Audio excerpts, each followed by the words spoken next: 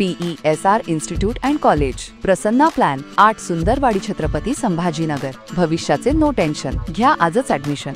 PESR institute and college.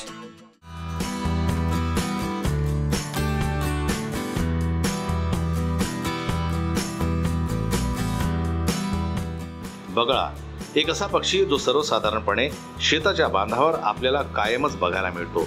तो नेहमी दृष्टीस पडतो म्हणून त्याला आपण दुर्लक्षित करतो, परंतु छत्रपती संभाजीनगरच्या नाचनवेली येथे नेहमीच्या बगळ्यापेक्षा आकाराने मोठा असा बगळा स्थानिक शेतकरी नितीन व विजय राजपूत यांच्या शेतात आढळून आला।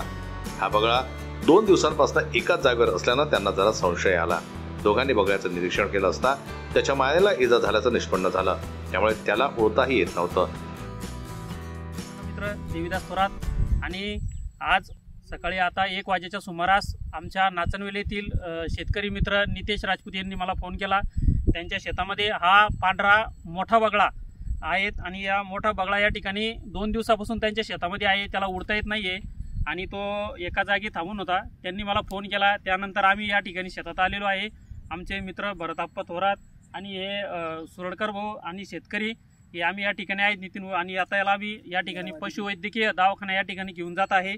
या संदर्भात मी प्रथम वन विभागाला जे या परिसरातले अधिकारी आहेत त्यांना सविस्तर याविषयी माहिती दिलेली आहे आणि याला उपचारासाठी मी दवाखान्यात या ठिकाणी घेऊन जात आहे।